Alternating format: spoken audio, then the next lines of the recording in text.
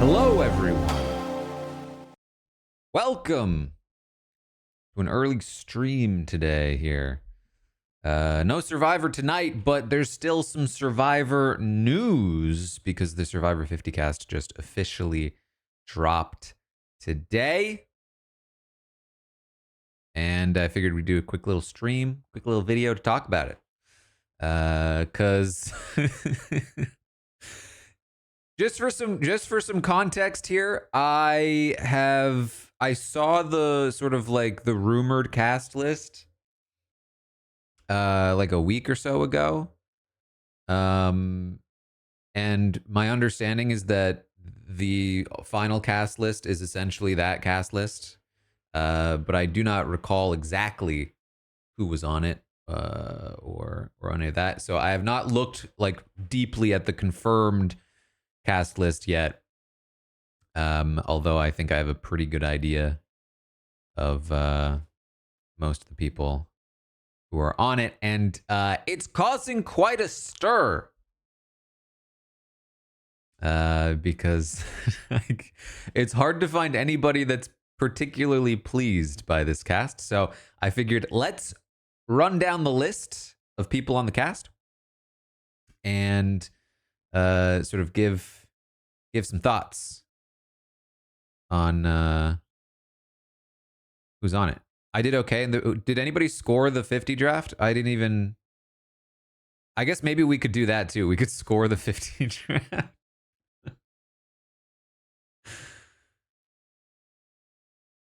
At least based on the 50 cast, it's going to be harder to do all the side bets with the other ones. All right. Miss Titan, thank you for the 60th month in a row. Brew with 15, ML8 with 5, Tara with 57, and Wiley with 34. Wilding with 10. Hornet, thank you for the 100 bits. Hornet with 57 months as well. Thank you. All right. Yes, one of the main things is that there were a lot of people in contention that were cut kind of in the final rounds, and ultimately we have a lot of new era.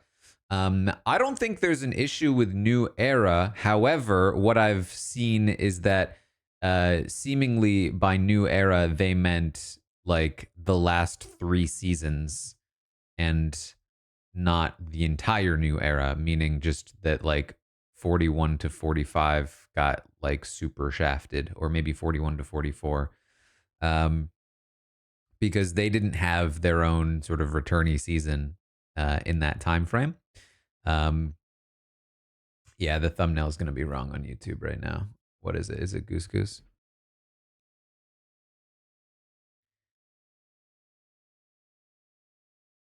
There are a lot of high-profile snubs that people are disappointed about. What should I do for the thumbnail? Actually, I don't think I have a. I could try to throw in a Survivor-ish one, but I'm not reacting to an episode.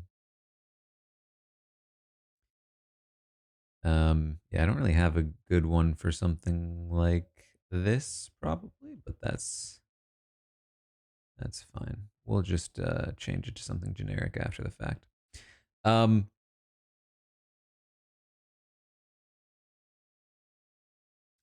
Cambodia had 9 players from the previous 3 seasons. Yeah, so I've seen that. I've seen that the discussion about like, well, isn't this normally the case that there's some recency bias for previous recent seasons? To which I think what I would say is there's 2 kind of arguments against that. Jesse, thank you for the 19th.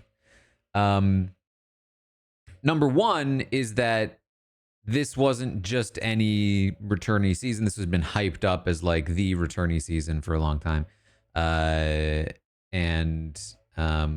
You know, specifically, I think some of the messaging around the season was that it was going to be like a celebration of 50 seasons. It was going to be representative of the show across all seasons. I think Jeff specifically talked about like not wanting to make it all the new players. Like he specifically wanted to make sure there was representation from previous seasons. So I think there was an expectation that it would not be like this. And then I think the other argument against it, and this one I think is even more damning, is that they haven't had a returnee season in a while.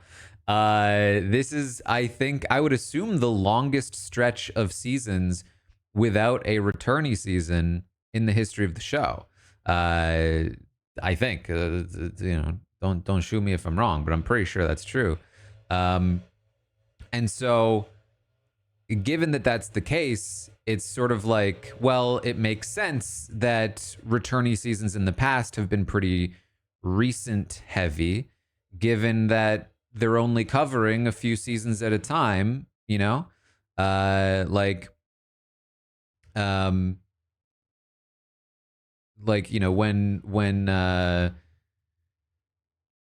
you have a returnee season every 4 seasons, then stacking that returnee season with mostly players from the last 4 seasons makes a lot of sense. When you haven't had a returnee season in 10 seasons, it's like, really?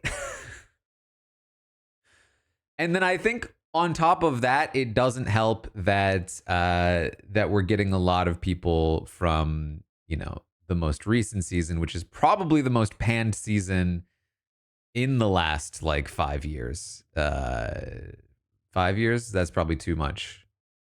In the last 10 seasons, has it been 5 years since Winners at War? It will be. It will be 5 seasons or 5 years.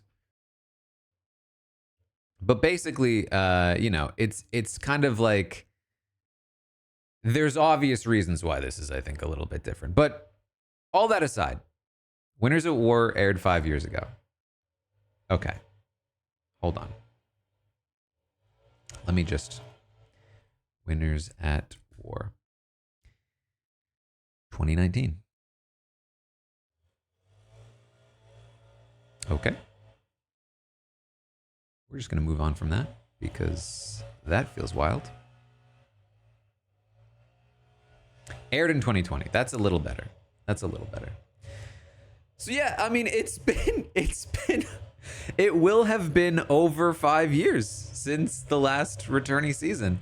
And like 10 seasons. And so the idea that you have a large amount of people from the most recent couple of seasons, one of which you haven't seen at all yet, and one of which is the most panned season in the last 5 years,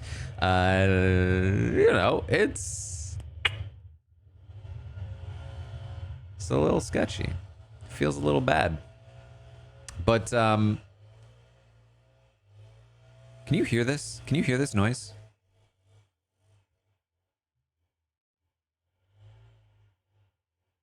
It's quite loud. Give me a second.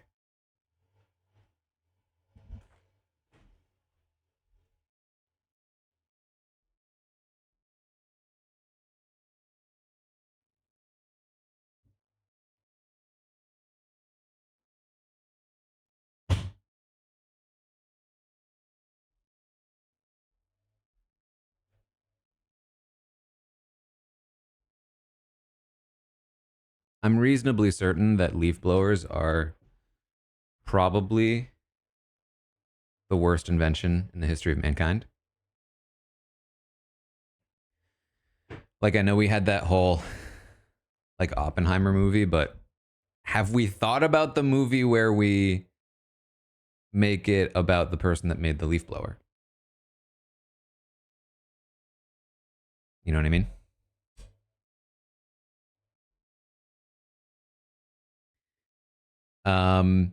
Okay.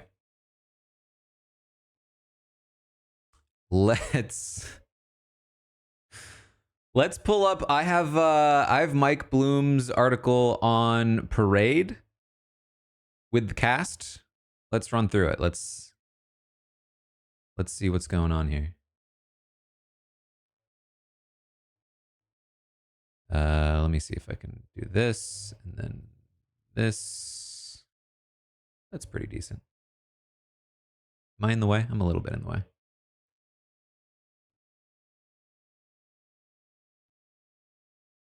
Do like a, what about like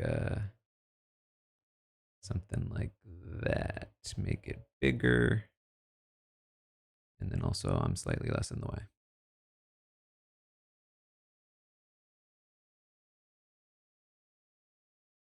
Okay. So obviously some big three right here. Did I watch Final Destination? Not yet. No. Your city just banned them? Where are you living? Do I need to move there? You like the hair? It's my hair's I thank you. Thank you. It's at a point right now where it's like still not quite long enough to pull it back. And you can see that in the sides. The sides are not long enough to like actually be pulled back, so they just keep sticking out. So, you know, we'll see. I basically quick side note. I have a deadline. Basically, if my hair is not tolerable to me by the time Big Brother starts, I'm chopping it all off. That's the current plan. Anyway, okay. So this is the video. Should we watch the video? Or just run through the pictures? Is it interesting? Hold on. Okay, they are showing some images. I don't know. What do you guys think? Should we watch the video of Jeff reading the names, or should I go through the pictures? What are in the pictures? Some brief descriptions. The video is fun. Pictures. Both.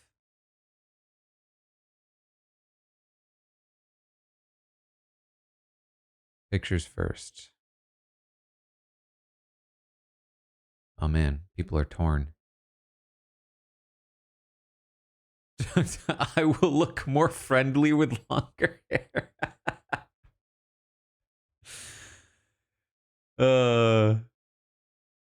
You know, I can't say I've ever been told that I don't look friendly. Actually, I think some people are scared of me sometimes. Just from I don't know, maybe being hard to read or something. But I like to be as friendly as possible to counter that. And I think I generally look pretty friendly, but maybe I don't know, maybe I'm not.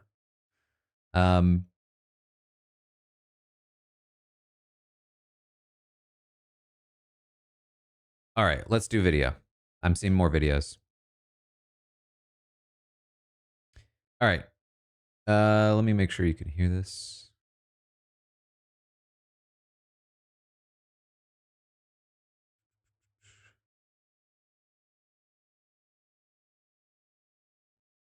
I'm excited to announce. Can you hear that? I think you can.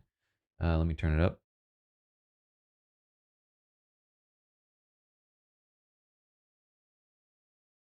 Who will be appearing in Survivor 50 in the hands of the fans. I'll read the names. From our very first season, 25 years ago, one of the original castaways, Jenna. Jenna. I have no problem with this.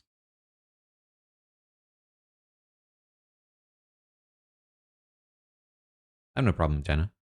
It'd be nice if this was in order, I will say. It'd be nice if I could just immediately go to the photo that he read.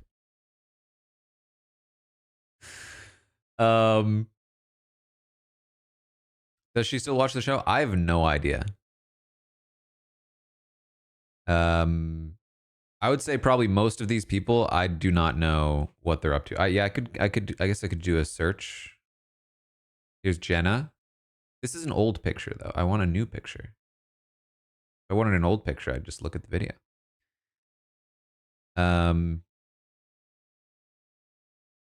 Jenna, obviously from Borneo.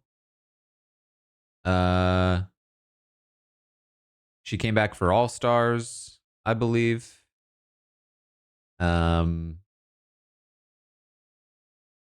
Is there what more is there to say about Jenna? I mean, the thing is that the primary sort of season that you saw her on, her first season, was such a different season. I'm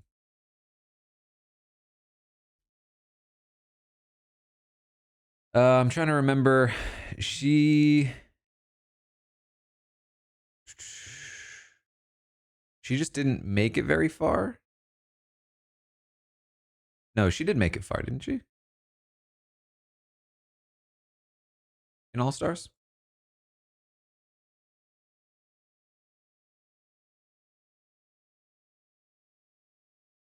Sorry, I saw the other Jenna in the wiki, and I was like, wait, she didn't make it far, but that's Jenna Maraska. Jenna Lewis did make it far. She made it to the final 3. So she's a player. She played the first season. She was, somebody who I would say was one of the slightly more strategic people of Survivor Borneo, and then was probably a bit too loyal to the structure of Rob and Amber, going to the final 3 with the 2 of them, fairly willingly as well, right? Yeah, I mean, they just, once they hit the merge, they just pagong the rest of the cast. And then the rest of their alliance, and then she gets voted out herself in the final 3. If she wins that final immunity, who knows? Maybe she wins. She's quite a bit older now, of course, than she was back when she played. Let's see. She was 26 when she played All Stars, and that was 2004. Do they have her age here?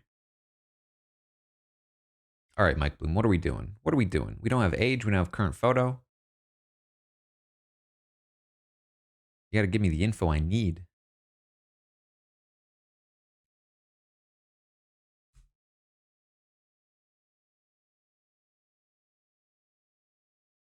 Let me see here.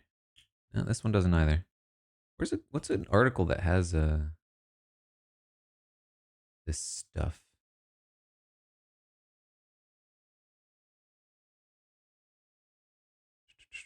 Nope, this one doesn't either. No pet peeves.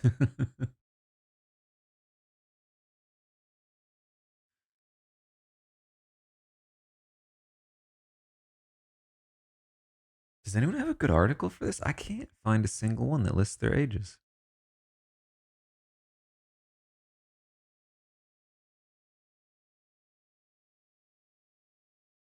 Jenna was on before pet peeves were invented.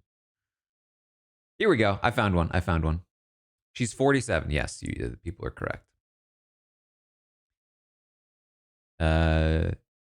47. I mean, it's not even that old. All right, so that's Jenna. I think Jenna's a great pick here. Perfectly happy to have Jenna on Survivor 50.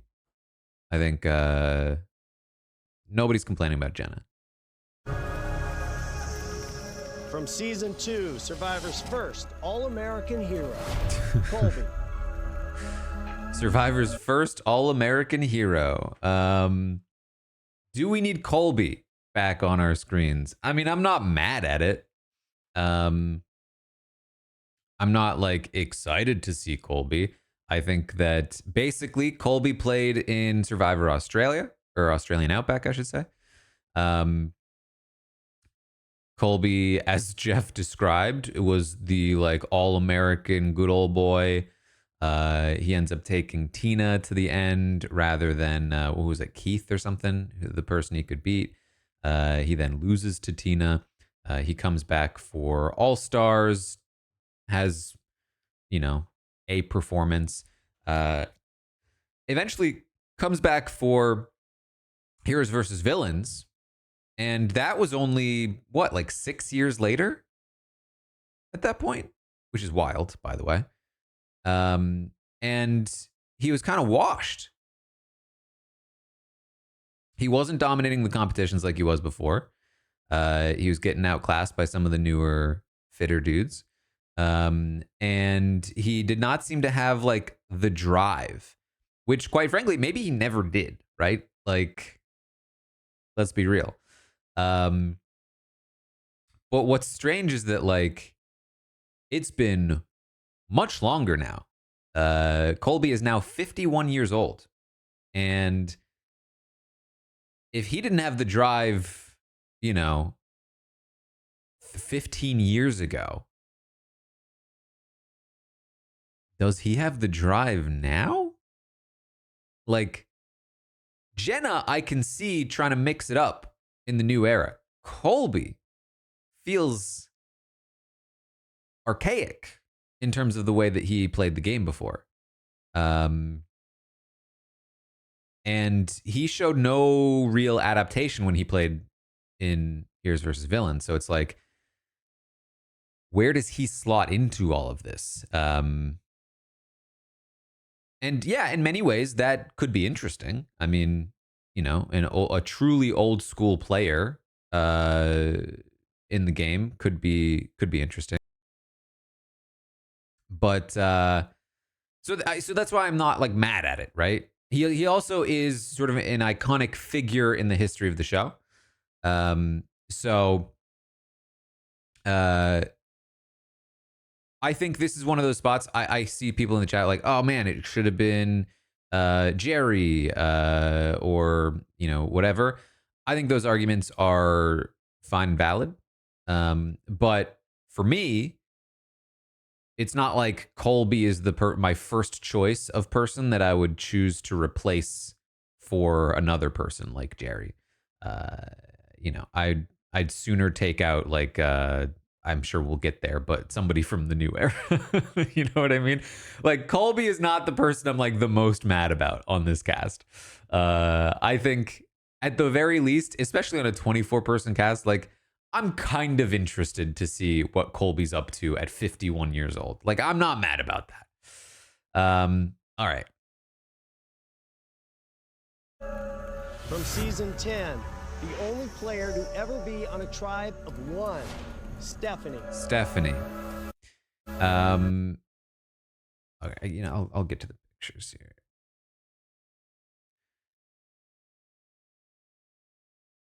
Stephanie. I mean, again, it's pretty similar to Colby, honestly. She's kind of just like a person who was pretty iconic in the old days of Survivor.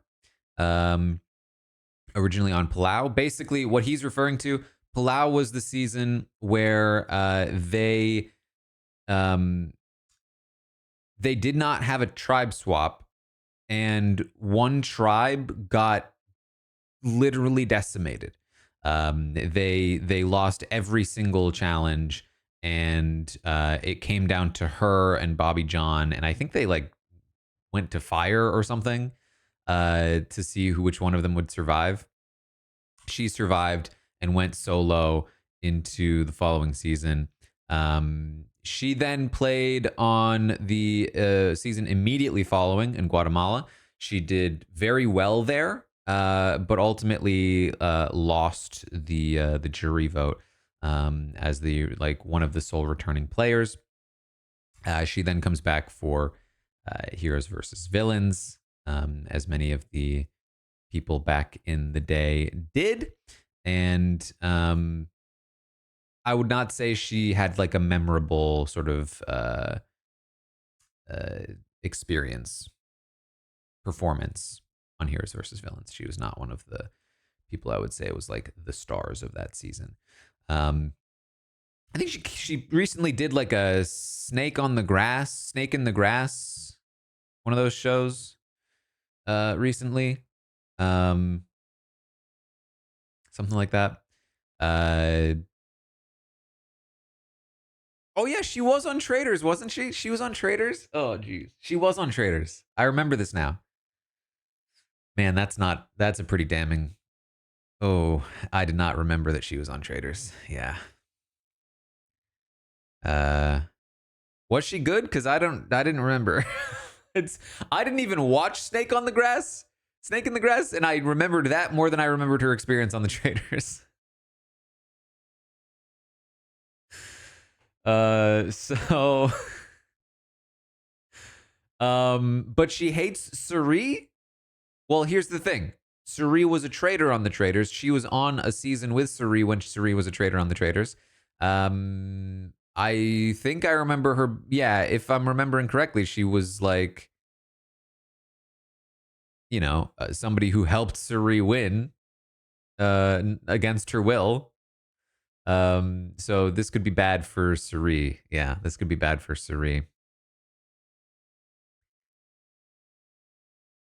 She got to final 6 in the Traders. Jeez, I watched that whole season.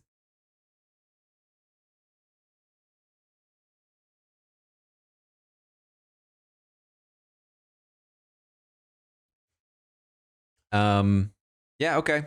I mean, I think subconsciously there was a part of me that felt like I wasn't excited for Stephanie, and I think that's why. I think I watched her on the Traders and had an impression of her that was like, eh. But I didn't remember that that was where it came from.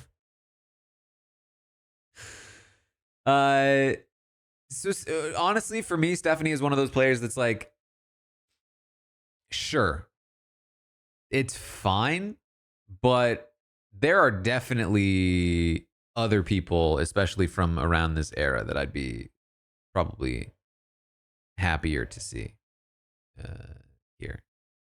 But if I hadn't seen the Traders, I'd have no issue at all with Stephanie. All right, let's see who's next from Jeff. From season 12, she needs no introduction, returning for a record-tying 5th time, the beloved Fifth Suri. time. Is that a record? Is she the only one to do 5 now? Or is she tying a record? Boston Rob did 5, right? Tied with Rob. Okay. And Aussie? Aussie's played 5 times. Cook Islands. Micronesia. South Pacific.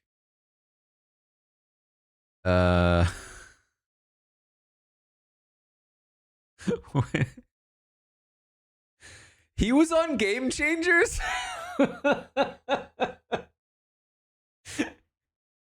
You're lying to me. I don't remember Aussie on Game Changers at all. Obviously, I remember that he was on the season now that you say that. I don't remember him, I don't remember. I remember him being announced for Game Changers. I don't remember seeing him on Game Changers.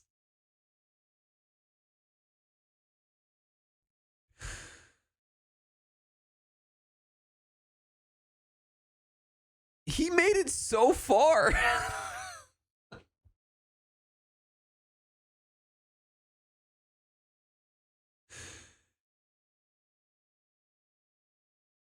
He made it like halfway through the season.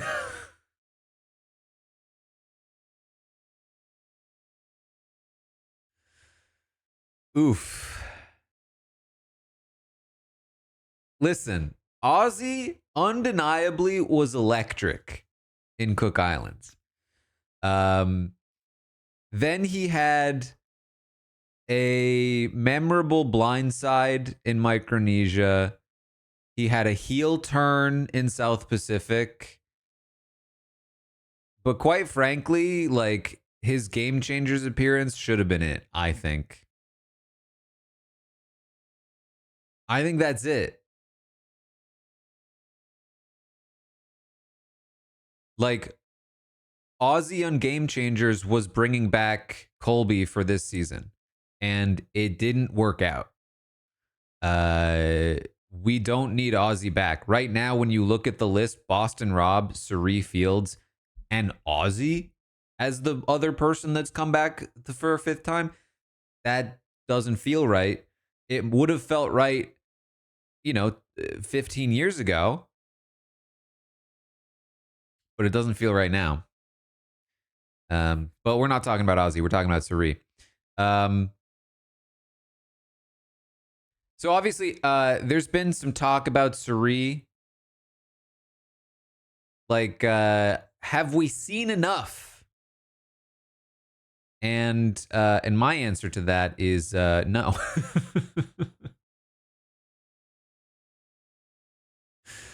I didn't check Stephanie's. This is the wrong one. Stephanie currently 45. Suri 54.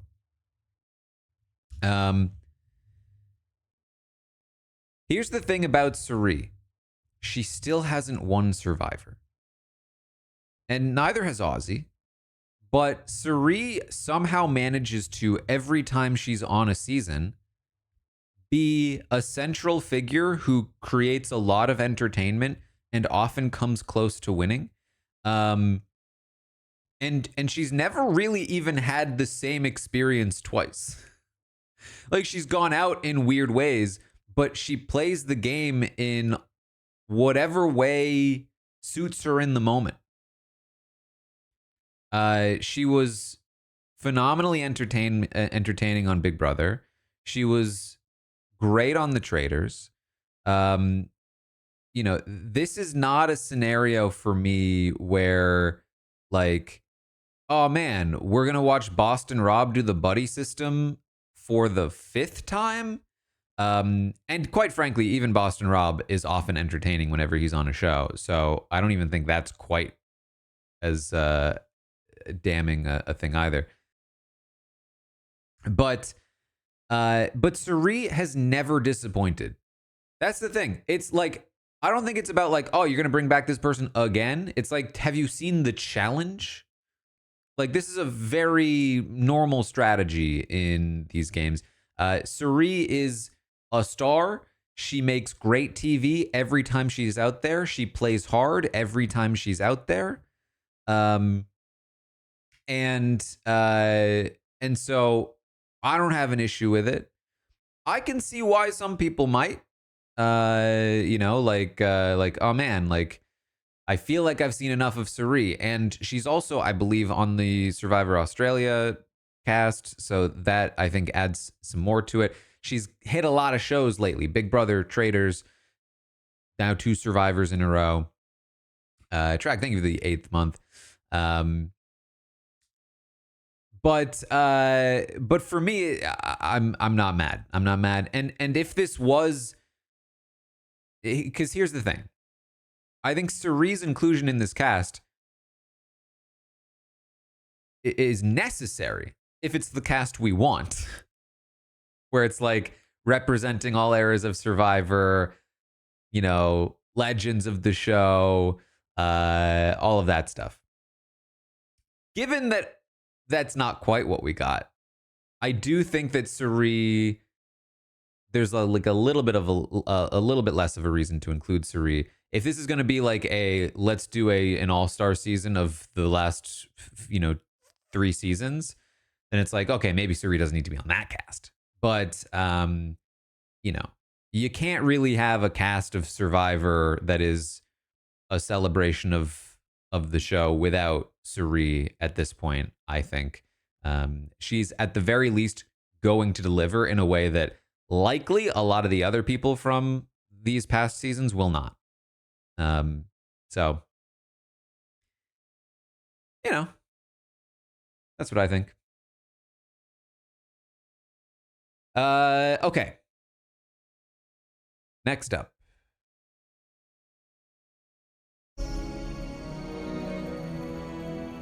From season 13, the original Jungle Boy, also returning for a fifth Oh, there we go. time, Ozzy. Ozzy. We already talked a little bit about Ozzy.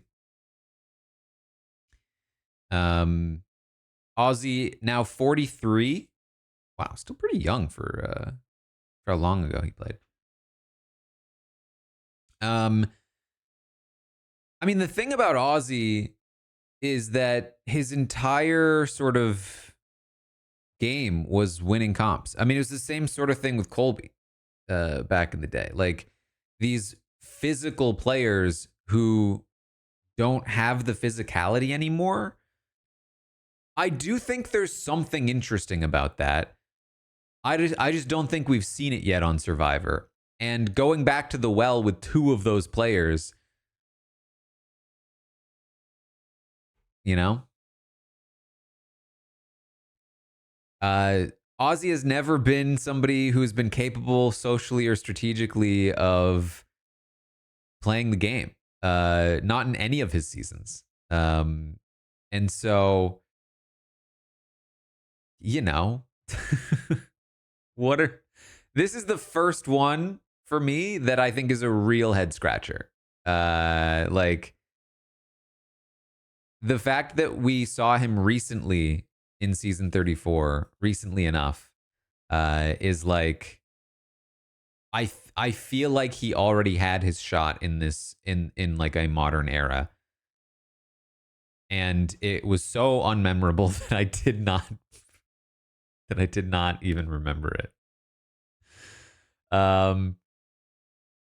And this is coming from a guy. I was a big Ozzy fan back in the day. I loved watching him dominate the competitions. You know, but I just can't help but feel like for the fifth time coming back, I feel like there are better choices out there. And you know, what more is there to say about Ozzy? All right. Who's next? From season 18, the one, the only, the Dragon Slayer. Coach. The Dragon Slayer, Coach. Coach, now 53. Originally played on Tocantins. He came back to play on Heroes versus Villains. Pretty unmemorable appearance there. Then he came back again, only 3 seasons later, to play in South Pacific. This is now his 4th time out. And, you know, yeah, I'm not that mad at it. I think that he is obviously an entertaining character. It's now been a while. What, like 12, 13-ish years since he last played, so that's quite a while. I just don't really know if there's a world where because here's the thing, right? We've seen him 3 times. One of those times he was a new player. It was very entertaining because it was like, who is this guy? He's wild. The second time around, he was on an all-star season and he was useless. Let's be real. What did he do? What did he do in Heroes vs. Villains? He got voted out. He was surrounded by bigger characters that played the game harder, and he got totally drowned out. He did not fit into that cast. Then he came back for South Pacific, and he was a returning player on a cast of newbies for the most part. He manhandled Colby in the one challenge. Okay, that's fair. That's fair. But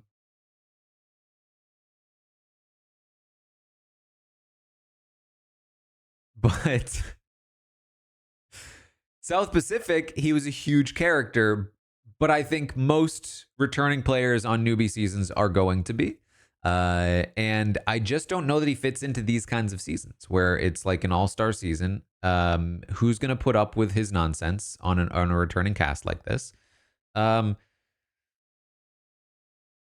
just feel like at best he is a useful pawn to be used in this game. And we, like his antics are not gonna fly. And I don't know. I'm not super hopeful.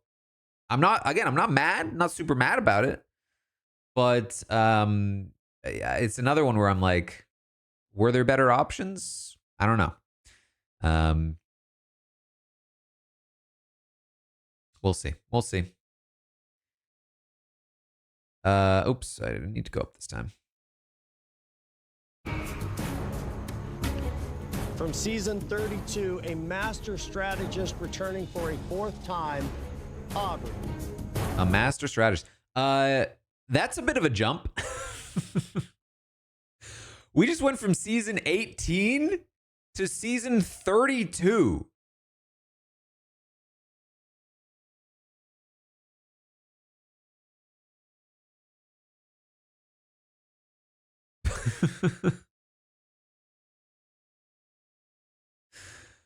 For Aubrey, this is gonna be Aubrey's fourth go as well, which is wild. Aubrey originally from Korong, classic kind of like people thought she should have won. She comes back for Game Changers. We're really just like, can I just say this cast feels lazy. It's just all the people that have already been on all-star seasons before, and then a bunch of newbies. And I say this not having too much of an issue with the cast so far. Because here's the thing. I'm an Aubrey fan. I like Aubrey. I've had great conversations with Aubrey. I think she's a really cool person. And I'm happy for her to go and play the game. I think the Survivor fan base has sort of turned on her not for the most part necessarily, but like they didn't love her on Edge of Extinction. And I think there are a lot of people that are kind of feeling like I'm Aubrey fatigued. What more do we have to get from Aubrey? And I think that's fair as somebody that likes Aubrey. Like I feel like I've seen Aubrey on the show. Like I'm happy for her as a person if she wants to play again, for her to play again. But as a fan, yeah, I kind of agree. Like, what more do we have to see from Aubrey? I don't know. I hope we see more. But yeah, I don't know. I feel like there should be plenty of options. And the thing is that like I don't think Aubrey is a problem. I think the problem is that we skipped from 18 to 32 and we're only taking a few people from this era. And so when we're only taking a few people from this era, it's not that Aubrey's the problem. It's the limited slots are a problem. When there's 24 people on your cast, you should be taking Aubrey and more. You know what I mean? If you don't know Aubrey, like I said, she was sort of a surprising front runner of Korong. She got beat by Michelle.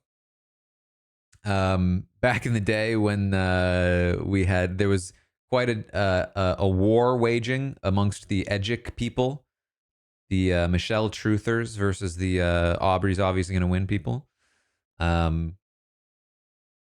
She's, I think, just a solid player. Just a solid player. Just always going to do well. I think she'll slot into this cast pretty easily. In fact, I think like, they left, right? They're gone. Have they left?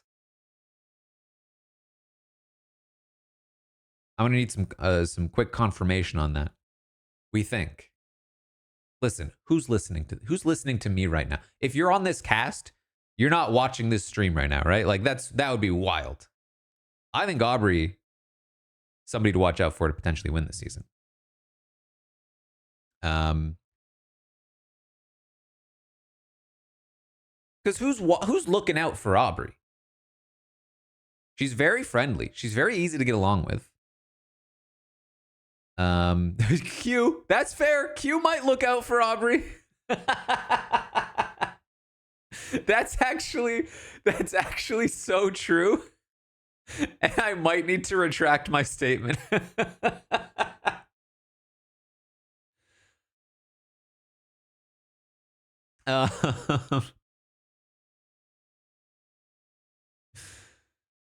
Oh man. I would be worried a bit about the potential lack of pre-gaming, but the thing is, I think that she fits in pretty easily with both the old schoolers and the new schoolers. I think she is a fairly memorable player, but not one that you're like super scared of. So I think she will probably have options. But you're so right. If Q starts just trashing her name, that could be pretty deadly. Aubrey now 39 as well. All right. Next. From season 35, she made it to the final 3 the first time she played. Been waiting nearly a decade for this second shot. Who is this? Chrissy. Chrissy's a good pick. Chrissy's a great pick. 0 notes on Chrissy. She's 54 now.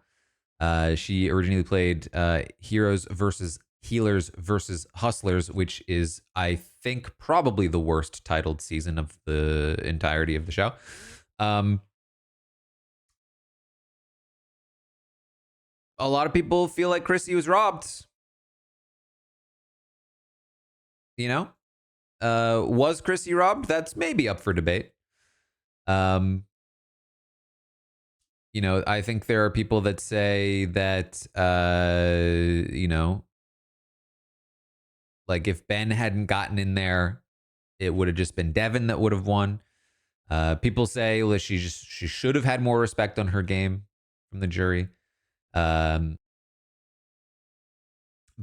at the end of the day, it played out the way it played out. She's remained engaged with the show. She's, you know, somebody that I think is gonna be fun to watch.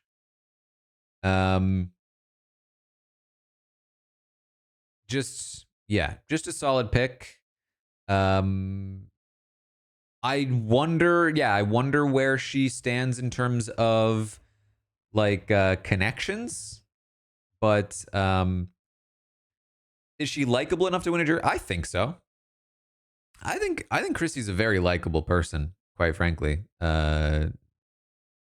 You know, having seen her both on the show, in person, talk to her like in podcasts. I think she's perfectly capable of winning a jury vote. And I think that also like her reputation precedes her at this point as well. Anybody that remembers her from her season, she kind of represents like everything anti-fire making. So I think she gets some cred for that, but not in a way that it would make her a threat. So I'm looking forward to seeing Chrissy play here. Next up. From season 37, he's stepping out of the robotics lab and back into the jungle. Christian, who I mean, come on. That's my guy right there.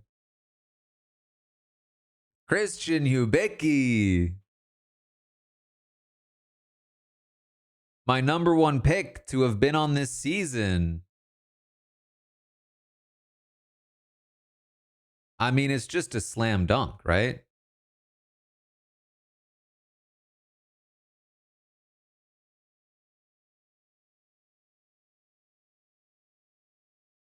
Um, I forget who else is on this season. I can't imagine having a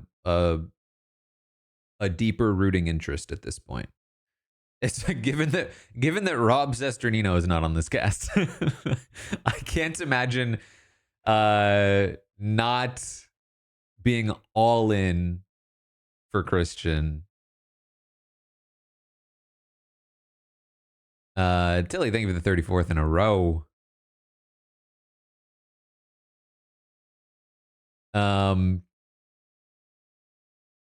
I mean, if you guys are watching this stream, you probably watch our Blood on the Clock Tower games occasionally.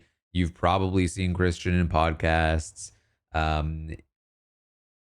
Knowing Christian myself to the level that I do, at least, he is such an incredibly nice person. He's so friendly. And also so competitive and so passionate about games. And like those three things combined, I think are exactly my kind of person.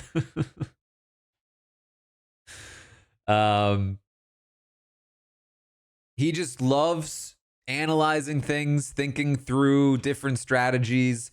He's super easy to get along with. And obviously, I think like the biggest issue he has in a game like Survivor is that he is just too likable. And, I have to imagine that most people would be very worried about bringing him to a final three. Because, like, he has that very sort of dangerous combination of likable and respectable. Like, not only is he somebody that everybody is likely to love, but he's also so smart that if he made it there, you have no reason to be like, I do like him, but you're like, I like him, and you know what I mean? So that's what I would be concerned about with Christian. He probably has I don't know like what sort of where he stands in terms of threat level prior to that. I don't think you'd be super worried about, like, any rational player wouldn't be worried about Christian in the early game. But you don't often get rational players. You often get people who are like, and we have a lot of runners up on this cast too. So there might be a lot of people who are like, man, Christian will win a jury vote. We need to get him out now. And that's could be very dangerous for him. But super excited to see Christian. Number one pick on the board right now. All right, next up. And from 37, she loves negotiating with me and is still waiting on that jacket from Natalie. Angelina. She literally got cast because she asked for a jacket.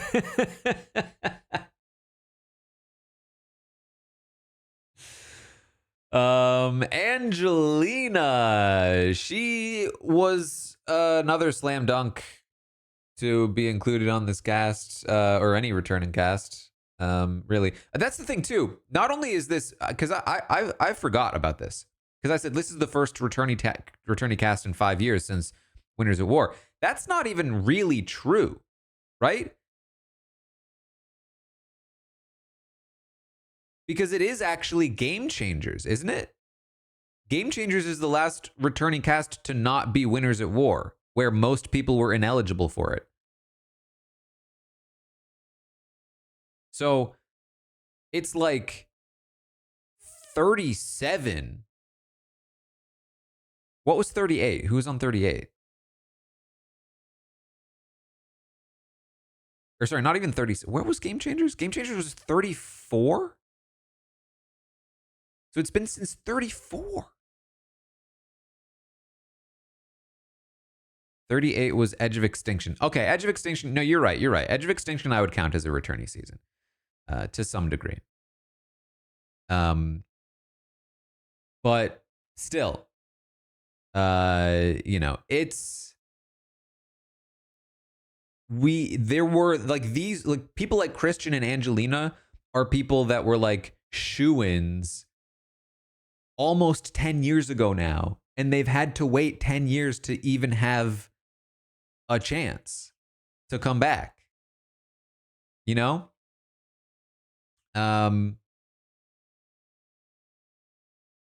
So obviously Angelina's a great pick. It's just like this should have happened sooner. None of the Edge of Extinction returnees were from post Game Changers. Okay, so the point stands for sure. Then even Edge of Extinction didn't represent those seasons. So, but yes, Angelina now 35. Just a firecracker. Just was very entertaining on the show. I honestly have no idea what to expect from her on a returning season. Having it's now been 7-ish years. I don't even think I've seen her outside of White Lotus in the last 7 years. I met her. I think I met her in Reno, like on her Buddha episode or something along those lines. Maybe. Or no, it might have been right after. Anyway, she was nice. And I'm excited to see her play. But I really don't know what to expect. I really have no idea. All right. And from 37, in between writing and directing seasons of White Lotus, Mike White is back. Mike White is back. Listen.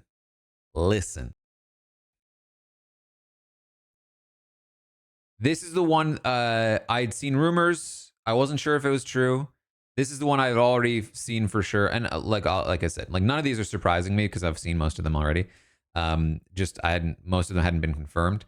Obviously, I think Mike White is like on the cover of this, so it's like, oh yeah, clearly Mike White is playing. I've seen a lot of complaints about Mike White's inclusion, and I think those complaints are totally valid. However, unfortunately, there's no world where I can complain about this because it's such a slam dunk for Survivor production. If Mike White wants to play again, there's no world where you can tell him no, given the success of White Lotus.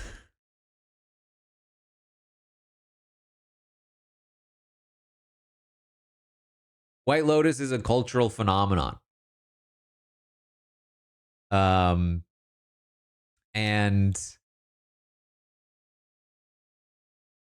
a respected TV show. And when Mike White was on the cast last time, he was famous. People knew him as what was it? Mr. Squeebly or something from School of Rock. And unfortunately for Rob Sesternino, they also knew him from the Emoji Movie.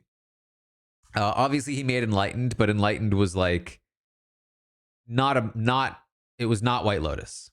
Schneebly, thank you. And that level of fame certainly influenced that season to some degree. Since then, Mike White has become way more famous, and way more relevant to pop culture. He has won Emmys. He has, in his speeches, talked about how he played Survivor at like the Golden Globes and Emmys or whatever. And White Lotus is also like very Survivor coded. So, you know, like it's just obvious. Is if he wants to play, if you can get him to play, you put him in here. You do. I will say, I think that Mike White is the focal point of this season. And the point stands as well. It's not stunt casting. He likes Survivor. He played hard. He played well. But I have to imagine that his level of fame will influence this game significantly. Because here's the thing, right? Let me just let's get serious for a second. You know me, right? I love games. I want to win. You know, I'm out there trying to make good TV if I'm on one of these shows. I'm out there playing Blood on the Clock Tower, trying to be entertaining. If I was on a cast with Mike White, and I was on a tribe with Mike White, and I had a choice between voting out Mike White or anybody else.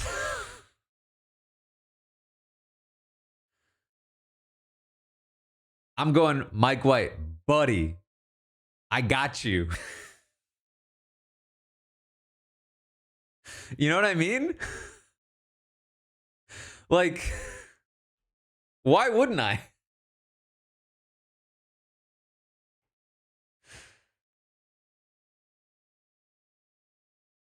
Like, don't forget the cue of it all.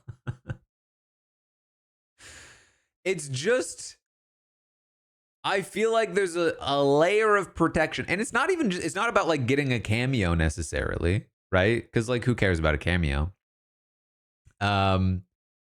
It's like, it's just a lot of these people, this, you know, in the modern era of reality television, especially in the era of the traders, this is becoming more and more viable as a genuine career. And you know, keeping Mike White around helps you because you now are making a connection to Mike White, and it helps you because you are helping production keep Mike White on the show. You're pleasing two people with one move.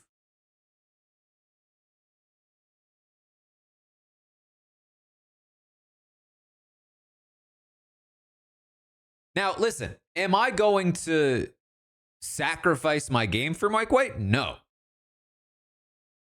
No shot. What I'm saying is that, like, if there's a choice,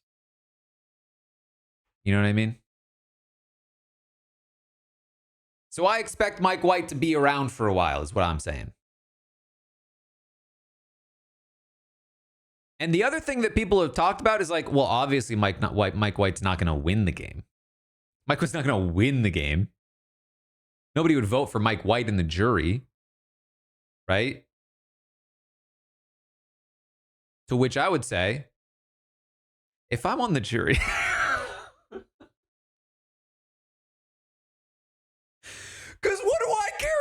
wins. If I can get something out of a jury vote, that's a win for me.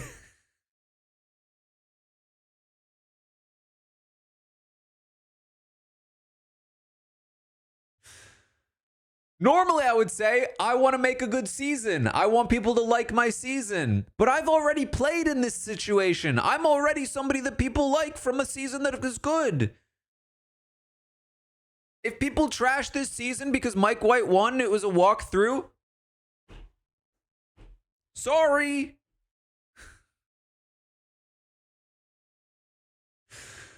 And you know me. Almost any other scenario, that's not what I'm saying. This is a little different.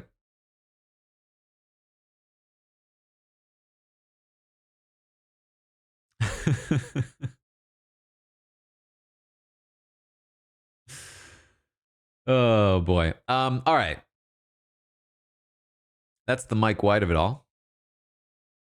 He is currently 54, by the way.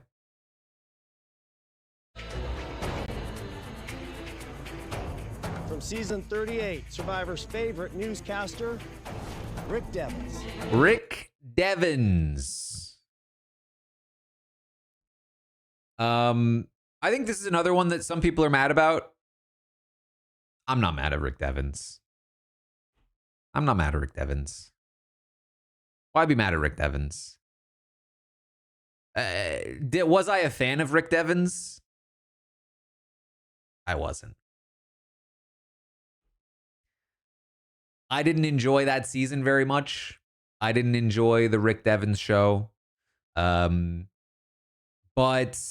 I get it. He's entertaining. He's fun on the show. And on a returning season where, you know, it is at least, I think, hopefully less likely to be the Rick Devens show. I think he could actually be a very fun character. I have no problem with him personally. So yeah, I think Rick Devens is a perfectly fine, honestly, a more than perfectly fine choice. I think that Rick Devens is a good choice. It's again, like in the context of everything else, there's maybe some reasons to question it, but I don't have a problem. I think Rick Devens is somebody that should be brought back at some point. And if this is the point, this is the point.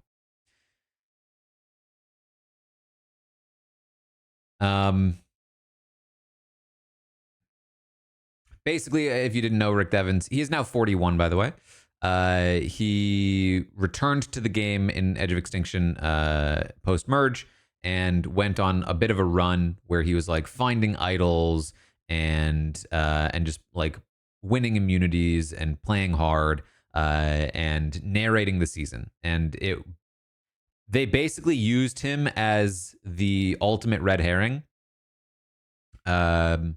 for Chris to come in and sweep the win away from him at the last second. And the most super fans were pretty frustrated by this, myself included, quite frankly. But I think he does remain popular with the casuals. So yeah, listen. I'm not mad at it. Not mad about it.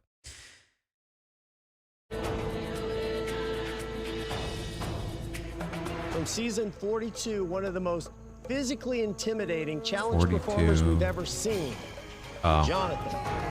Yeah.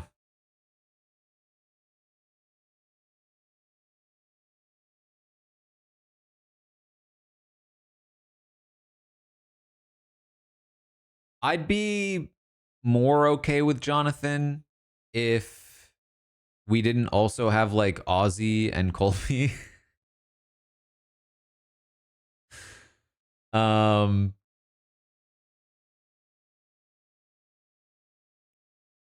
Because they're all basically the same person.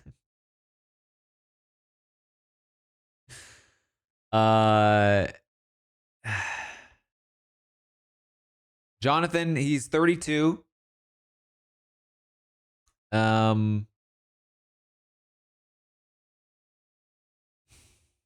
He's gonna do challenges. He's gonna do challenges. That's fine. I'm not surprised by Jonathan. I'm not excited for Jonathan, but it's fine. I honestly think it's fine. It's just like not exciting, you know?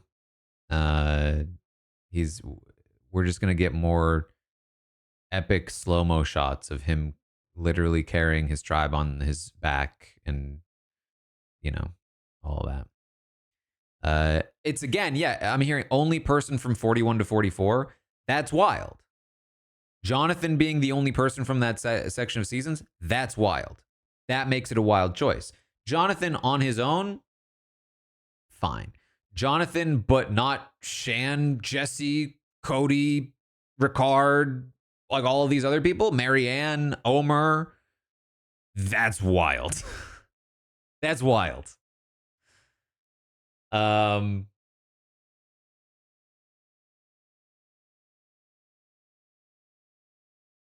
So, in context, I don't like that choice. But judging Jonathan as a player by himself, fine. He's, he's like a statue, All right. From season 45, one of the overall most dominating players of the new era, the winner of 45, D. D.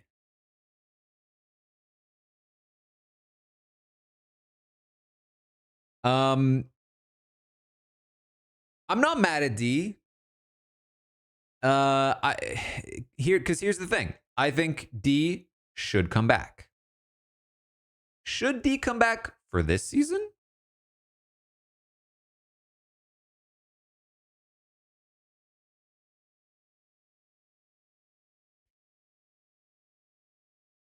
If this was Legends, right? If this was represent all the eras, Legends season, obviously you include D. If this is sprinkle in some people from the past and then let's load it up with some new people, I don't think D needs to be there. I think D deserves a better cast. Quite frankly.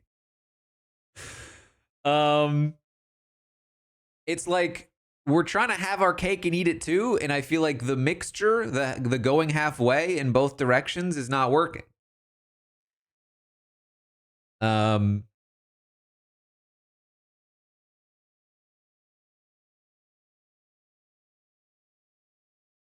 So I don't know. I mean, like I said, I can't be like mad about it. I think D should return at some point. It just starts to feel strange. Is D the first winner of the cast as well? Jonathan, Rick, Mike, Angelina, Christian, Chrissy, Aubrey, Coach, Ozzy, Sari, Stephanie, Colby, Jenna. Yeah, first winner of the cast. In the cast. It just feels out of place to me.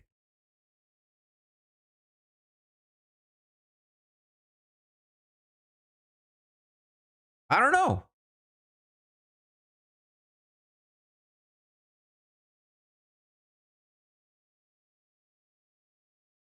Jeff loves his on fire hosts. Yeah, I guess so.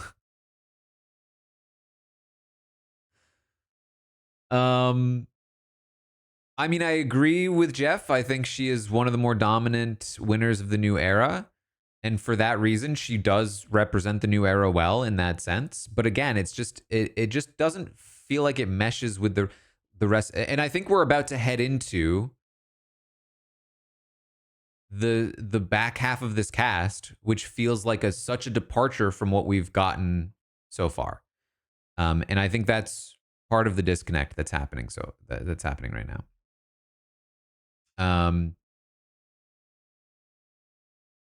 So, then the question is like, how does D do here? And quite frankly, I'm not sure. I think that she stands out as a winner. She stands out as a winner that duped people. And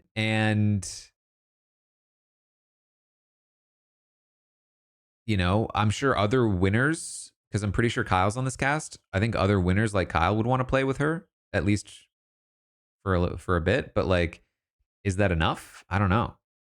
I guess we'll see who else is on the cast who might want to work with her. But like, I'd be a little wary about her chances here as well.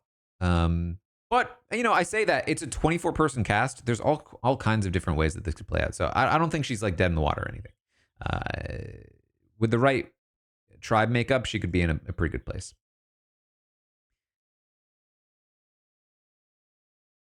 Next. Also from 45, she went from being abrasive to being embraced by tribe mates and fans. Emily. Yes. Emily. Did he say her name? Also from 45, she went from being abrasive to being embraced by tribe mates and fans. Emily. Emily. He did say. I don't know why I didn't hear him say that before. Emily. Literally just played Blood on the Clock Tower with her. I don't know what she was doing playing Blood on the Clock Tower with us days before she's about to leave for Survivor 50.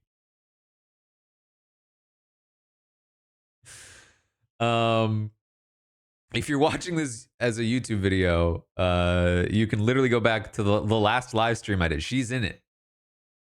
And I interacted with her quite a bit. So I lied to her face, she lied to mine. It was a whole thing.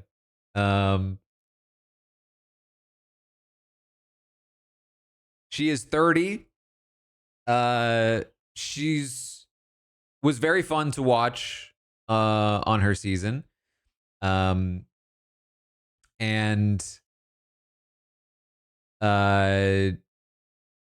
she had this like weird arc where they like portrayed her like this like social outcast who then sort of like found her footing. Having interacted with her playing Blood on the Clock Tower, seeing her in podcasts, I don't really know where the social outcast thing came from.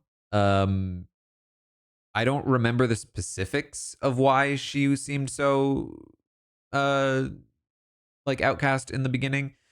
But she's like a perfectly like social person. Like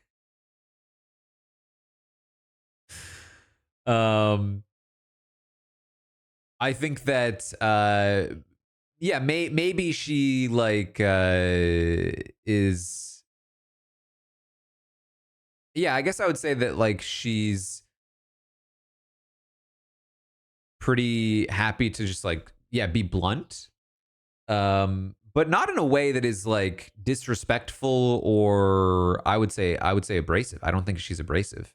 But maybe if you are like somebody who maybe has like a fragile sense of ego. Who knows? I'm very excited to see Emily play. We'll see how she does, how she plays. You know, I can't imagine it will be that different. At least in terms of what we saw from her later on. I'm curious to know what kind of threat level she has in the game. Yeah, First Officer Blunt. I would assume she works with Christian if she has the chance. Given that they've, you know, played games together in the past. But listen, I'm not the person to come to for like who's got what connections. I'm sure all these people have all kinds of connections that may or may not be on camera for streams or podcasts. But yeah, I'm super excited to watch Emily play, and I will very much be rooting for her here. All right.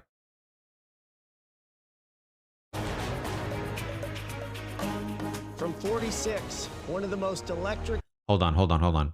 Can we just say also? Can we mention that there is at least a small chance that Blood on the Clock Tower streams will be mentioned on Survivor 50? Right? There's at least a small chance that somebody's going to be like, well, I know that Christian and Emily play Blood on the Clock Tower together. They're not going to say Blood on the Clock Tower. They're going to say, I know that Emily and Christian do streams together on Twitch or something. Or they'll probably say they stream online together or something. And then maybe they'll show a little clip. But no, it's not going to happen. Anyway. And chaotic players the game has ever seen. He's not a one-name player. He's a one-letter player. Q. Q. Obviously, Q's coming here. Obviously, this was a slam dunk, regardless of what cast it was going to be. Q's coming back. I've already said so much about Q that I really don't need to reiterate it at this point. But he plays hard. He's massively entertaining. He's everything that you'd want in a Survivor player, everything that you'd want in a returning player. He's going to come in here. He's going to play hard. He's probably going to crash and burn, but maybe he doesn't. Who knows? It's going to be fun regardless. So really not much more to say about Q. No complaints. This Q is an obvious choice. And from 46, at times she played with Q, and at times she wanted to pull her hair out because of Q. Hold on. Sorry. Quick update. I'm older than Q. We just have a moment of silence for this. Q is 31.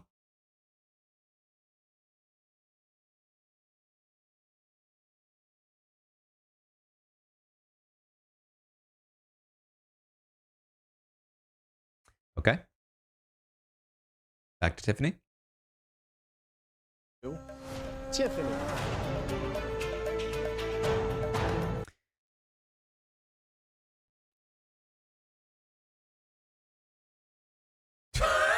I searched for Tiffany and it brings up Q. Come on. Tiffany. I have no issue with Tiffany as a returner.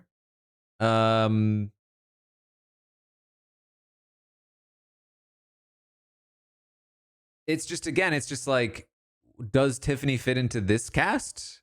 Would she have fit into a... we're mixing two different kinds of returning casts. One is like your normal, every 4 seasons we do returnees. Let's get all the big names from the last few seasons. In that cast, Tiff is a great addition. Another is, let's do a cast with Colby and Ozzy and Suri and Jenna and all of these people. And in that cast, it's like, is Tiffany the right call here? She could be. I think she still fits into that cast. She's just one of, I think, a bunch of potential picks that are like, well, we're getting a lot of these players that are like, showed promise, entertaining, perfectly fine as a returning player. But how many of them in this short, brief section of seasons are we going to get? Tiffany, definitely somebody I would look out for as a winner candidate. Yeah, for sure. I think she's going to have a low threat level compared to most players out there. She's very capable. And unfortunately for her, she's coming in with Q, though.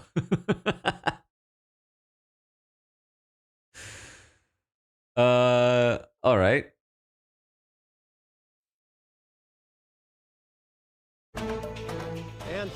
36, it was a cruel summer when he lost in the final three. The question is, can he shake it off before Survivor 50? Charlie. Charlie.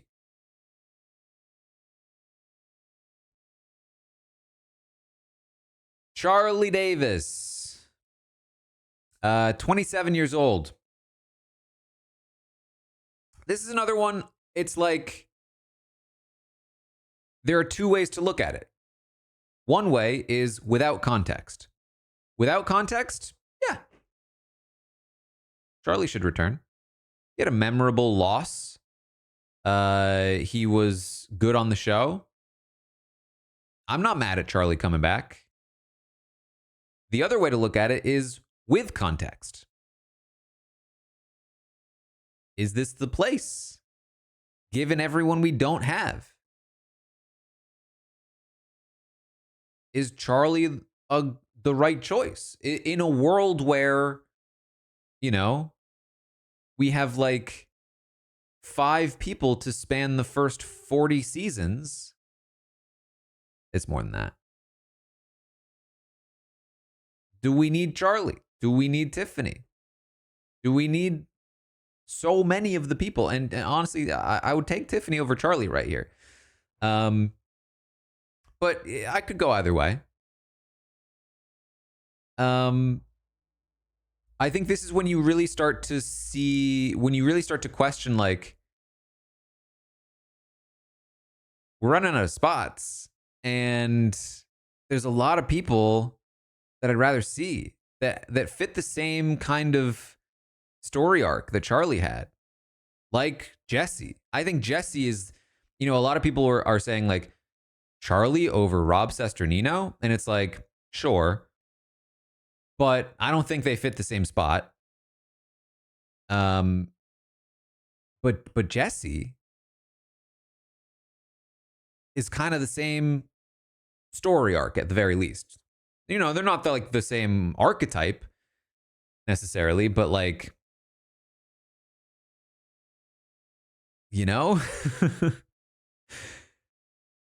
I like Charlie. I do. I think he should return. But this is when we really start to feel like, where are these choices coming from, and who have we cut to make these happen?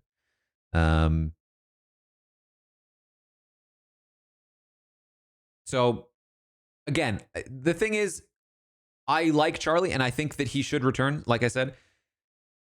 And I think it's probably a good thing that these people all left. Because I wouldn't want them to feel like, like people hate Charlie and they don't want Charlie. Because I don't really think that's the case. I think that, like, if you are anti-Charlie here, 80% of that is just positioning in context of the cast. And I think it's entirely fair criticism. But I think that most of it is not directed specifically at Charlie. It's more so just what he is representing at this point in the cast reveal. You know what I mean? Yeah, the people that got missed. And something else that I've been seeing is like the demographics of the cast as well, where like, they're not quite hitting where they were supposed to be hitting, and that also is a bit sketchy. They did not hit, according to what I have seen, they did not hit the 50% BIPOC quota or pledge. Which, yes, so this is a thing. It hasn't been talked about a lot, but they did quietly retract the pledge around when Trump got elected. So you know. That doesn't mean they won't hit it in seasons, but very clearly, like, it is not as much of a priority. So, you know, my hope is that, you know, come Big Brother 27, we we don't have to talk about this, because I can't imagine them, you know, wanting to make a big deal out of it, but we'll see.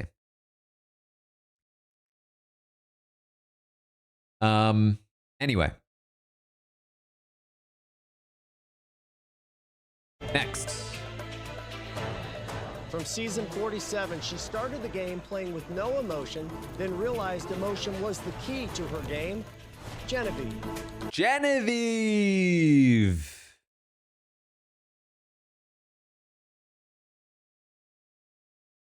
There's something intangible about this, but Genevieve does feel like she fits.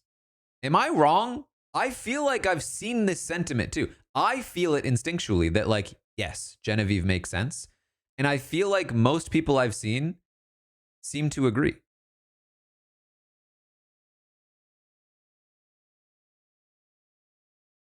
Certainly, you could look at, again, you could look at the cast and you could say there are all kinds of other people that maybe should have been chosen here. But, like, it just kind of makes sense. She seems like the kind of player that would be chosen in this spot in both kinds of seasons. I think this is the key. I think that in a season where this is in every 4 seasons returnee season, she's a pick for that. And she's also the kind of player that would have been slotted into a bigger season, like a Kelly Wentworth. You know what I mean?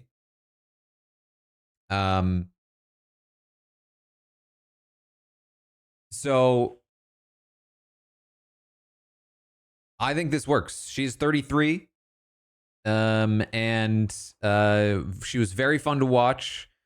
I think I've told this story, but I did meet her in New York last year. And we had words, you know. Somebody ratted me out. Somebody, I don't know who.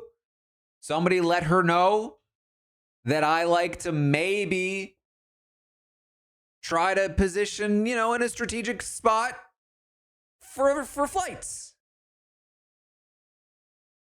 And she was like, listen, I've heard you stand up for flights. I've heard you go and you line up early. And I said, that is not what I said. That is not what I said. I don't line up early.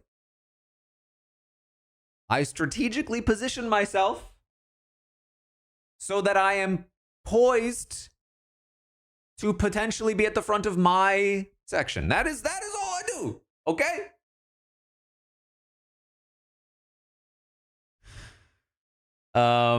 She was super fun to talk to. And she's, the thing about Genevieve, very charismatic. She's just like I just enjoyed talking to her. She really draws you in. Her sister's super nice too. I'm pumped to watch Genevieve. Definitely one of my rooting interests here.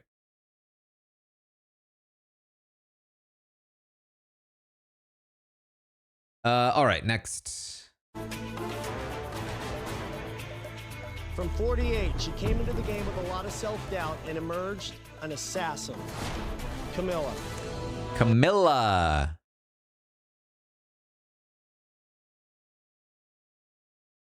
I have no problem with Camilla. I don't. I think that there are a few reasons to not want Camilla on the cast, and none of them have anything to do with Camilla herself. I think that of the 48 cast, she is the one and only justifiable pick for this cast. At least I think. I don't know. My understand. I think it's her, Joe, and Kyle. Is Say on the cast? I'll find out. Don't tell me. But I think she makes sense. I do think she makes sense.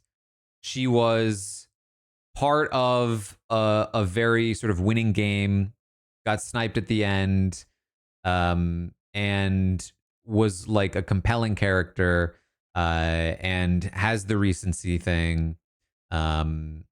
I think it makes sense to put her here. I still wouldn't necessarily be my first choice, primarily because season 48 just kind of sucked. And you know, did I need anybody from season 48? Not necessarily. But if I was gonna get one, Camilla's the choice. And I think that it makes a lot of sense. However, here's the problem.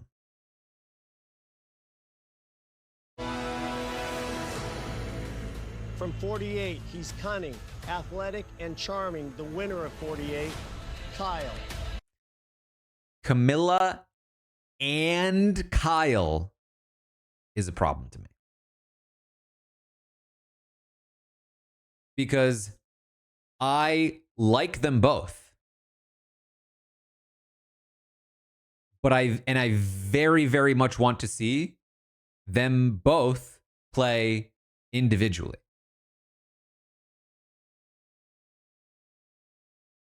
It's frustrating to me that I am not going to be able to see, theoretically, Camilla play on her own or Kyle play on a season that he deserves, which is a Legends All-Star, more winners on the cast kind of season. And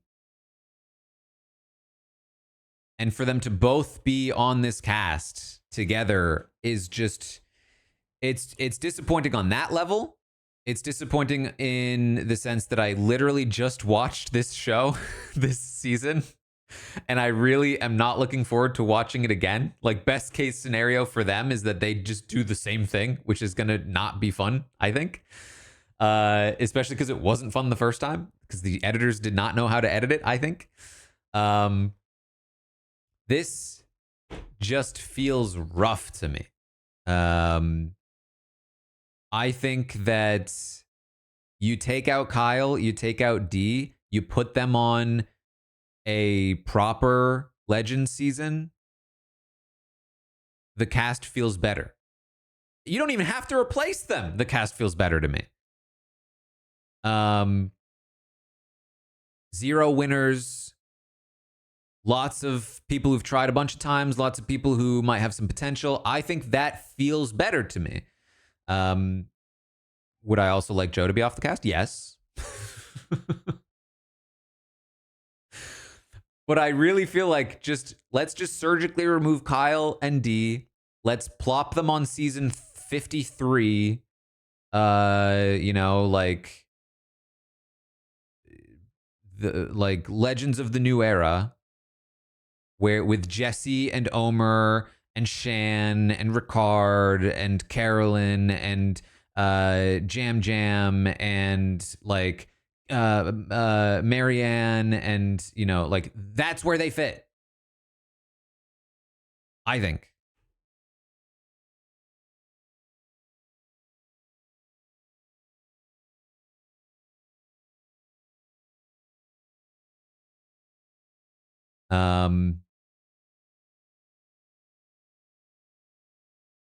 I mean, what more is there to say about Kyle? We literally just watched him play. We literally saw Kyle's, I think, best case scenario. And it wasn't it. This is my thing about, because I don't think I've talked much about season 48 since the finale. But I feel like since the finale, we have heard more about the season and the way that it was actually played out. And quite frankly, the point that like Joe was never really that much of a winning contender. That it was always like Shaheen was right. Shaheen beats Joe. Kyle beats Joe. Camilla beats Joe. Mitch beats Joe. Like, Joe was just getting trounced. He was getting wrecked in that final tribal, no matter what, basically. So, what was that edit? You know what I mean? Like, why did we edit the entire season on basically a falsehood?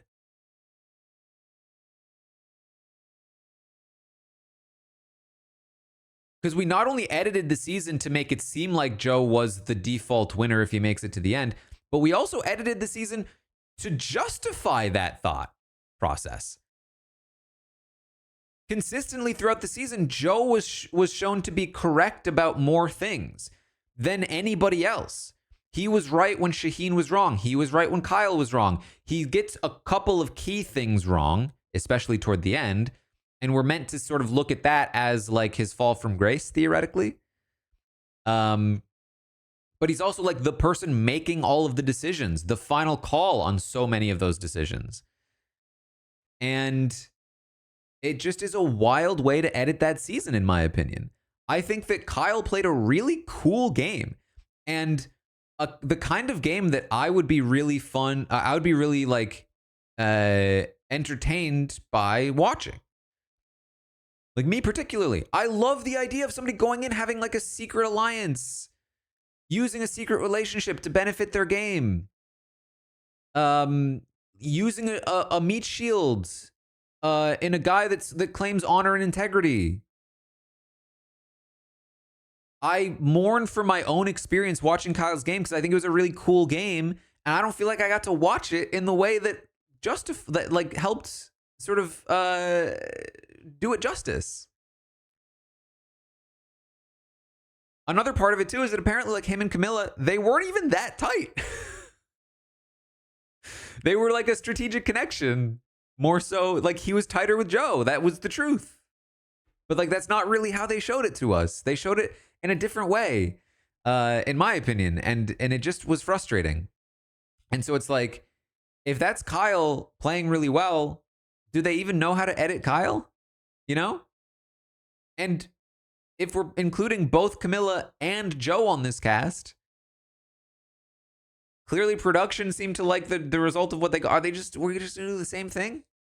And obviously it's not gonna be the same thing because it's not gonna play out the same way, or at least you'd hope. But like, I think that's where like a lot of frustration for me is coming from.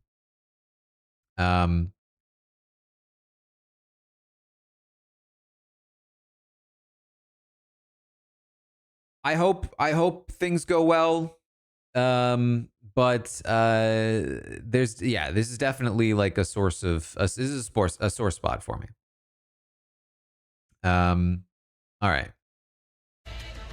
Then, also from 48, he played one of the most emotional and loyal games of any player ever while physically dominating in challenges. Joe is back. I'm sorry, what?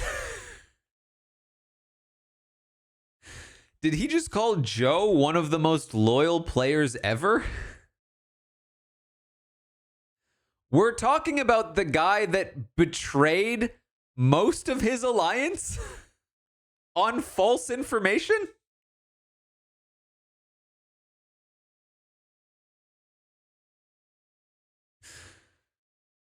I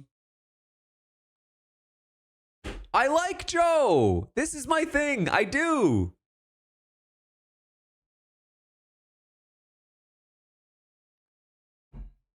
I liked his relationship with Eva. I think he was a little bit insufferable at times, but that's fine. People can be insufferable. The biggest issue with Joe was the way that they edited it. They edited him.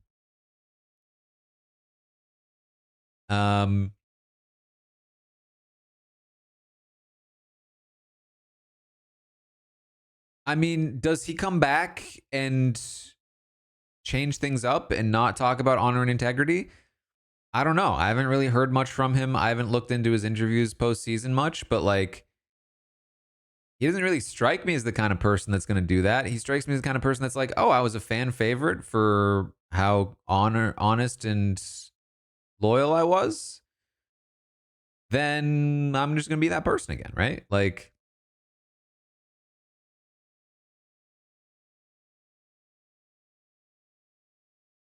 he said he would be aggressive with Rob. Okay, okay.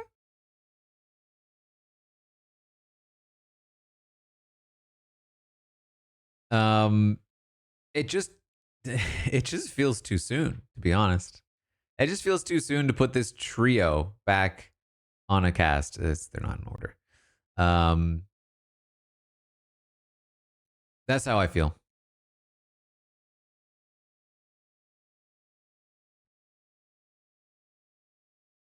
Especially again, it just comes back to this like, I just don't think this trio fits. I don't think the trio fits on any cast, quite frankly. But specifically, I think that like the three of them don't fit into very well into whatever this season is of this like half and half thing they have going on. Jenny, I think the 10th month in a row. Um, all right. And then I think there's two more. And from season 49,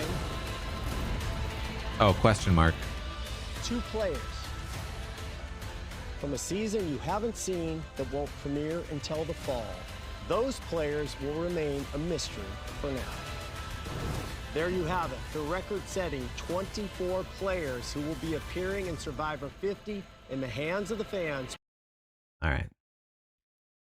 Do we have them here?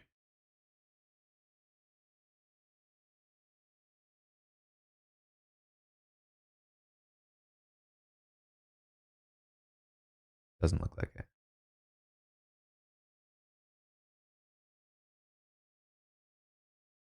Let me try and find him, I guess.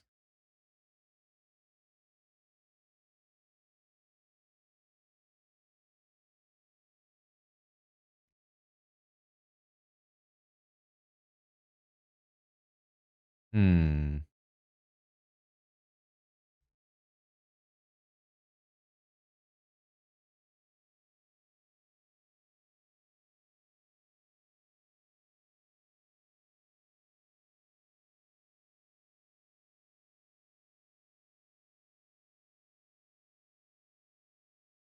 I guess it doesn't matter. I can't find the photos. I could have sworn I saw some photos somewhere because I saw these two people and I was like, who are they? But it's yeah, it's like the oh, here we go. We got a link. Thank you. Oops, that's not it.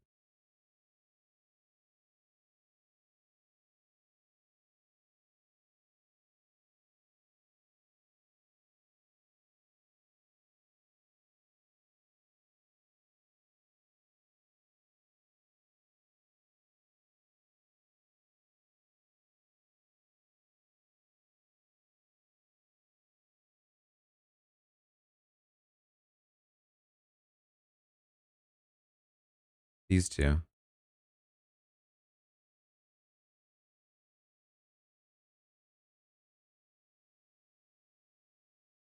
Rizzo and Savannah, age 25 and 31. And he's the guy that called himself the Riz God in the preview. And then did Savannah say anything?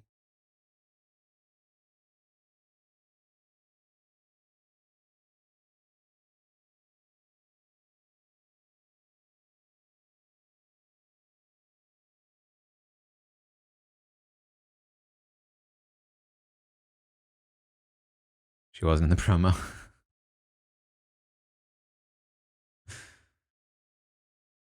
um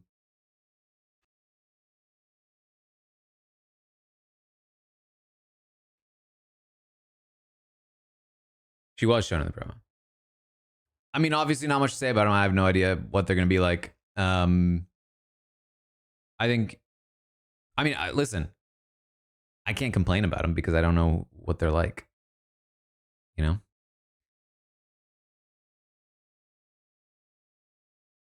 Um, they're going to go first in the draft now.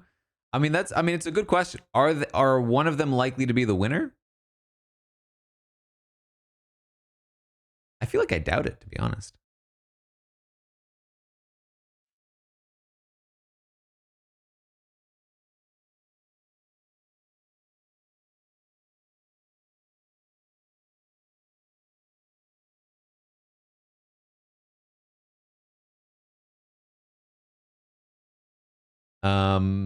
Okay, so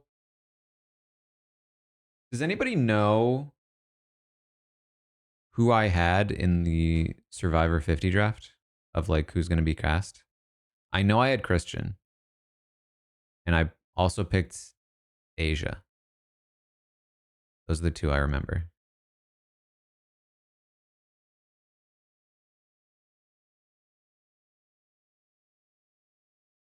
I picked Jam, Dominic, Ricard, and Desi. Damn. Pretty fire cast though, right? They picked those people.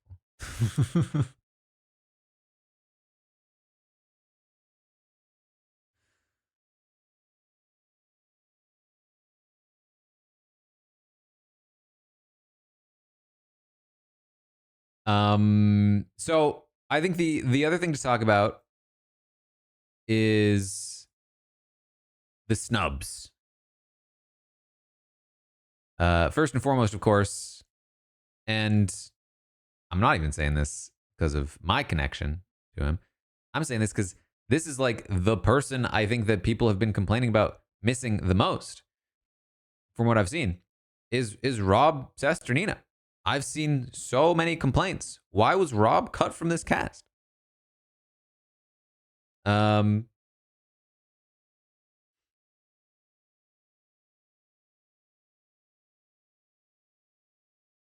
which I think is funny because I think that probably a lot of people who have been following the rumors probably got more excited than I ever was. Because I really just assumed like it's probably not happening. um, and I think other people were sort of like more hopeful. The list of people who got called.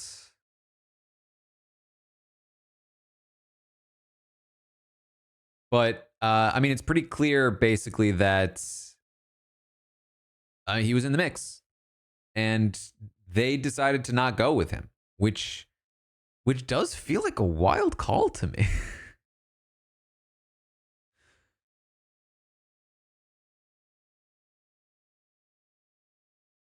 Like, he's not only an iconic player from the history of the show, he's certainly not somebody that I think most people will remember. But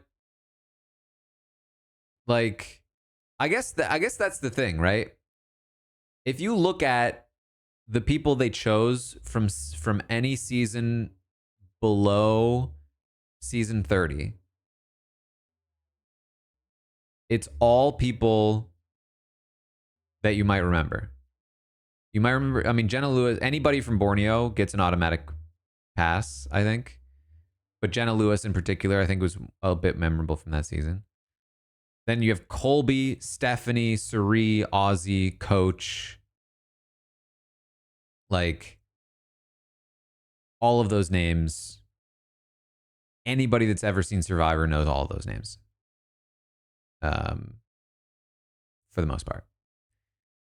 Rob Sesternino? I think a lot of people wouldn't know that name. And I think that's fair. But the thing about Rob Sesternino is, unlike a lot of these people, maybe Suri excluded, Rob is at least like a viable player and will also for sure bring it when it comes to entertainment. So he's not just a name. He's also like an actual cast member. You know what I mean? And I think at best, a lot of these people, like say a Colby and an Ozzy, they are like flip a coin to see if they're an actual cast member. Um,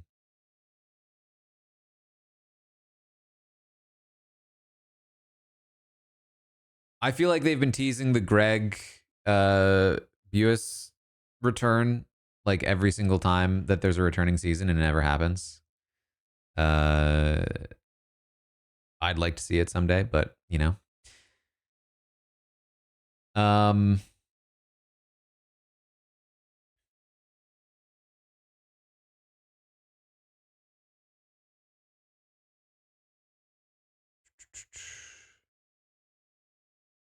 here's the thing. I really wasn't following a lot of this stuff, so I don't know who's like was an actual shot. Me, I think of the 65th tier 2. Appreciate that. Jonathan Penner, I know, got cut. That's kind of a wild call to me, but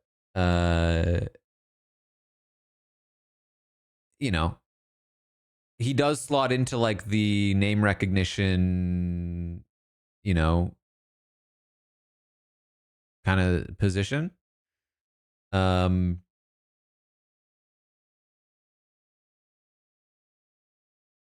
Obviously would love to see Steven.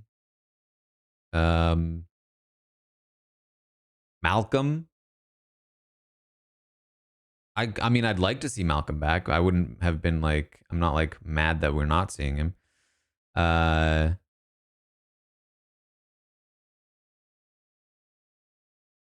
Dominic is weird to me. I really think Dominic should be back. Would have loved to see Gabby, but we are getting Christian, so I get it. Like I'm not like they have to have both. Davey, I think, is somebody that should be returning at some point. I do. And then we get into the new era, and it's like Shan, yes. Omer, obviously. Marianne, obviously. Jesse, come on. Carolyn, what are we doing?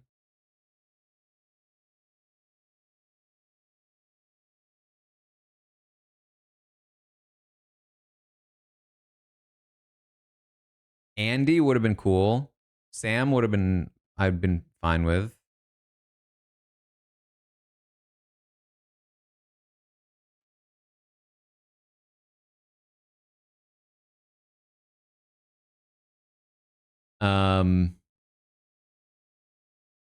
Carolyn being cut because of the traders would be wild to me because she got so much more famous from the traders.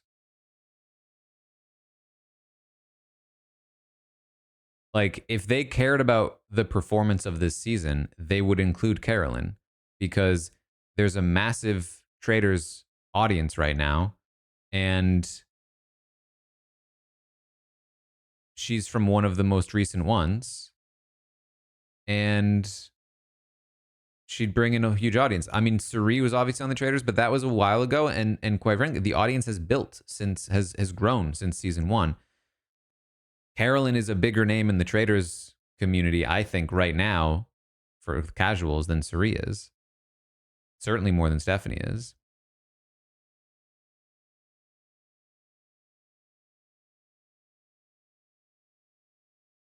Um,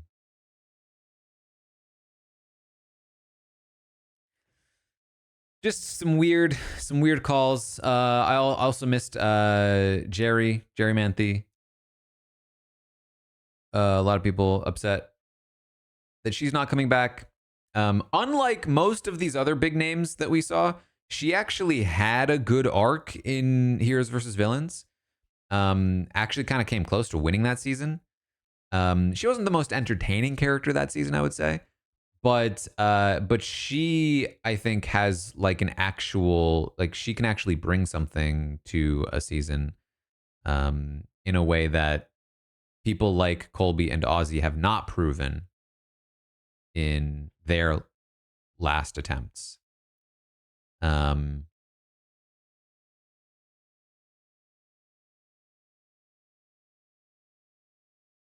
But yeah, just some weird choices.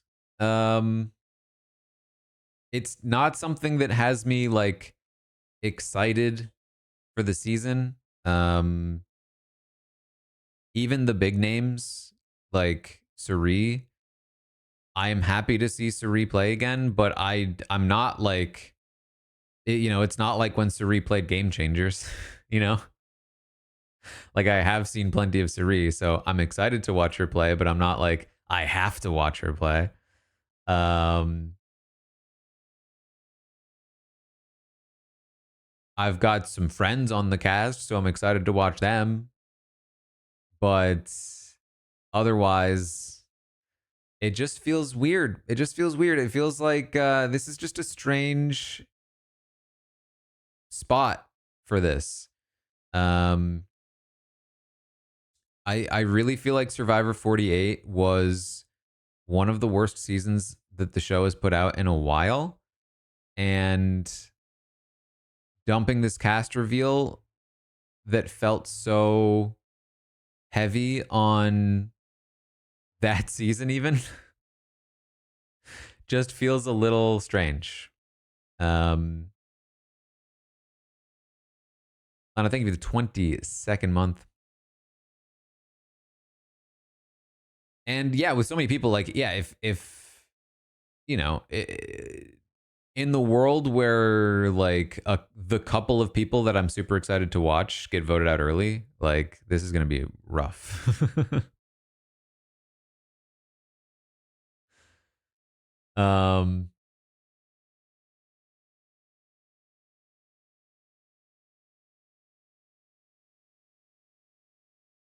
but hey, you know, you never know.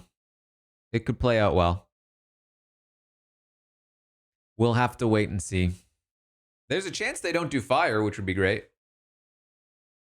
But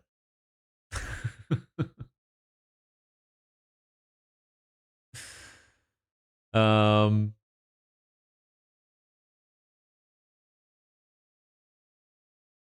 I think the thesis statement I will say as we wrap this up is that, and I've said it a bunch of times already, but I think like the overarching thing here is that the season feels strange because it's trying to do too many things at once.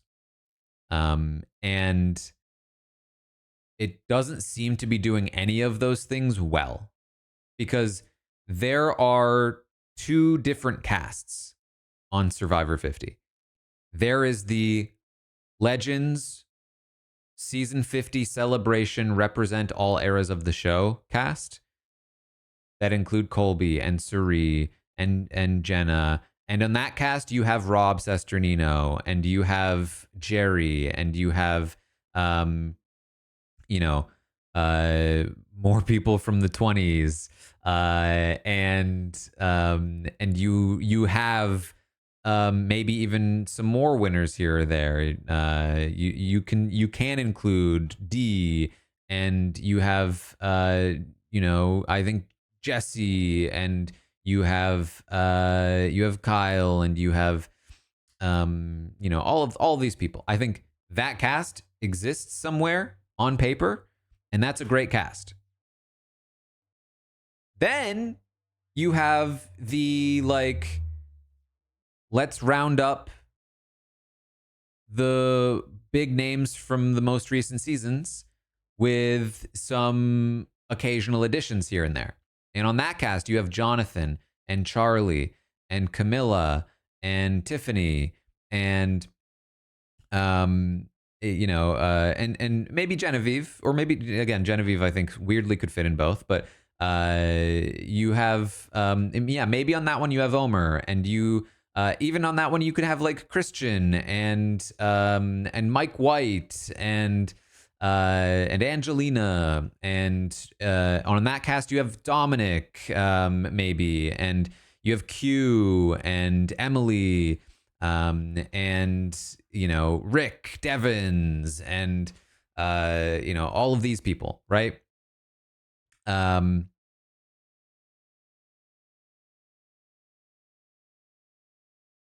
that cast on paper also great. That's a great cast. But it seems to me like they took these two different casts, these two different ideas, and they said, can we just make them both work at the same time? And so we have, instead of like a normal 18 to 20 person cast, we have a 24 person cast where they've made some dramatic cuts. And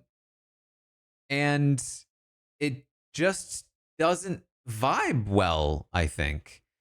I think that we should have two different seasons with these two different casts. That's what I think.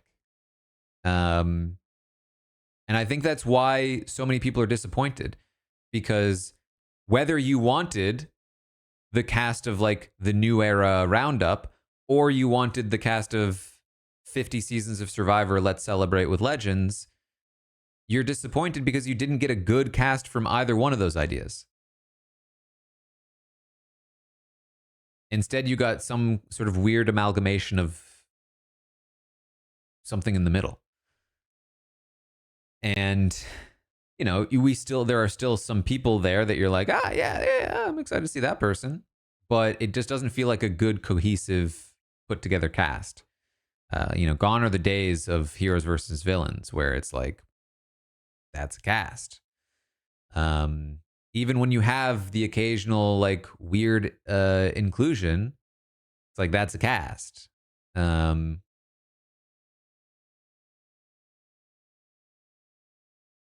So I don't know. Those are my thoughts right now. It could turn out well. I hope it turns out well. But it has not helped my feeling about Survivor at the moment, which is a little bit of despair.